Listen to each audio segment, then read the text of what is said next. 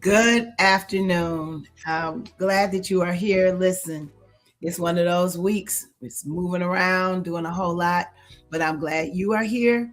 I'm glad to be here. I'm glad to be doing this from home for a minute before I move around again. Um, I hope that each of you are well and that you're taking care of yourselves. Hey, my sunshine. Hey, my joy. My joy, look forward to seeing you. Thank you. Thank you. Thank you. I'm trying to keep it together. Trying to keep it together. Trying to keep it together. All right. So listen, today we're going to talk about how to be strong but not numb. Often when we find ourselves in situations, we say, I'm stronger than that. And so we find this strength to keep pushing through. But sometimes when we are strong, what we end up doing is finding ourselves becoming numb, because if we don't become numb, we feel like we can't stay strong, that our emotions are going to get the best of us. And so I just wanted to encourage you today that you do not have to be numb to be strong. There's absolutely nothing wrong with feeling, but also having a spirit of perseverance. So you don't have to really be, I think sometimes, especially, I'm not knocking the men or anything, but especially as women, we find ourselves feeling like if I'm going to be strong, I can never show any emotion. And I'm not saying that we should lead by our emotion, because emotions don't have a brain. However, we can't be all brain and still cultivate our emotional intelligence. See, emotional intelligence says that I am human, even though I am harnessing the strength that God gave me. Spiritual emotional intelligence, not just emotional intelligence, but spiritual emotional intelligence.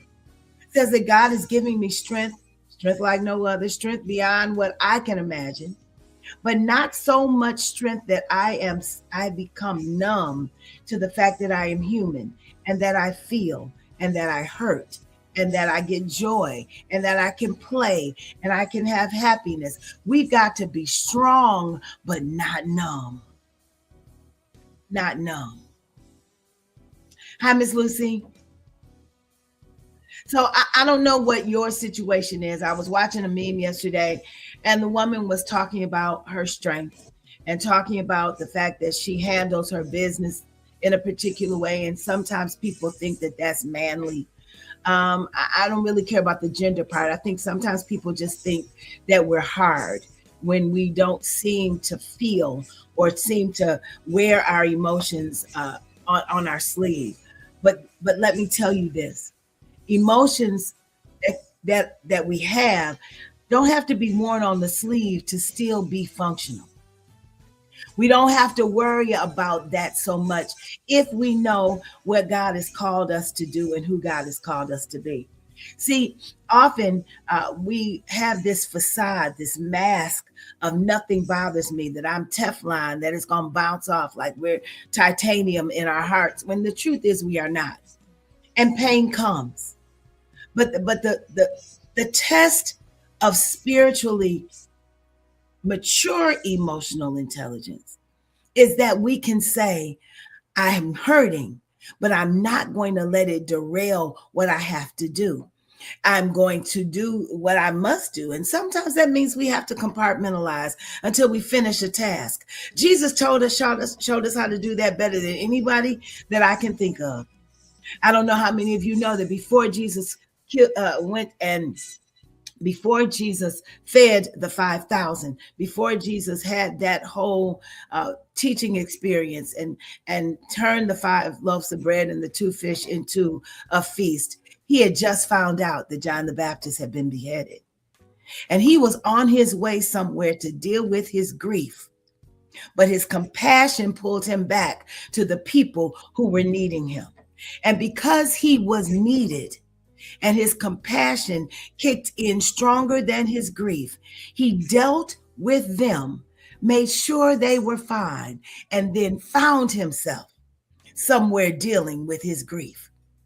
Best model ever. Do what you must do.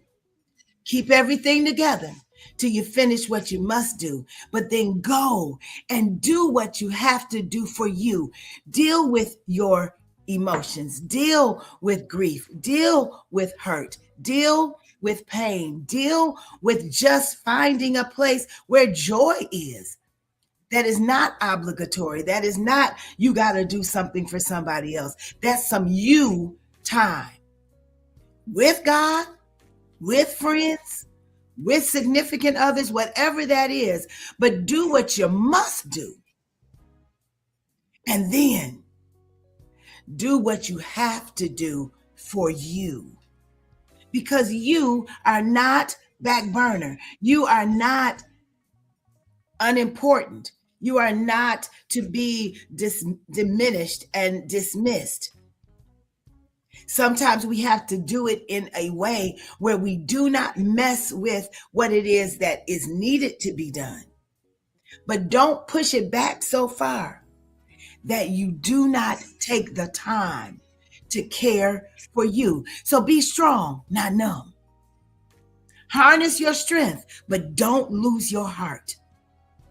One of the worst situations that ever happened in my life, that was my one prayer to God. God, get me through this, make me strong enough to handle it, but don't let me lose my heart.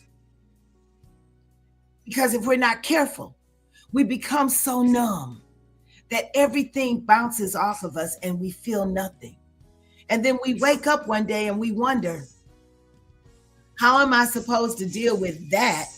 I haven't felt in so long. Don't lose your heart while you're having strength enough to navigate your seasons. Hold on to your heart. Place the heart in the same place Jesus placed his spirit. Give that heart to God while you have to deal with what you have to deal with. And then God, I promise you, is the best keeper ever. God will give you back all of your heart so that you can be what you need to be for yourself, for those whom you love. We've got to be strong, but not numb. Let me get to the scripture so that you can read it and know that it lines up. So our scripture today says this: trust in him at all times, you people. Pour out your heart to him, for God is our refuge. That's it. Pour out your heart, for God is our refuge. Trust God at all times.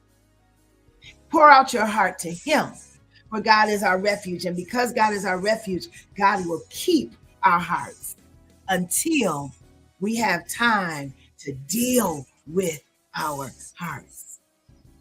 There's a danger in using numbness to get through seasons.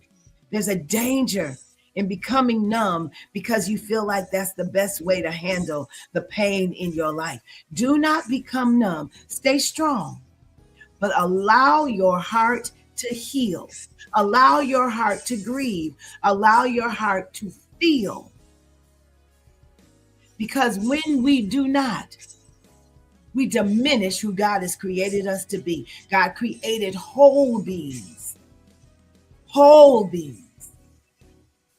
God did not create us to remain in compartments. God created us to be whole. Imago Dei, in the image of God, wholeness. So my encouragement to you today is to stay strong, yes, but don't ever become numb. Because when we become numb, our hearts get hardened and our compassion becomes null and void. Our compassion gets dismissed. So do not allow life and life circumstances to make your strong self become a numb self. Stay strong, but keep feeling and be encouraged. See you soon.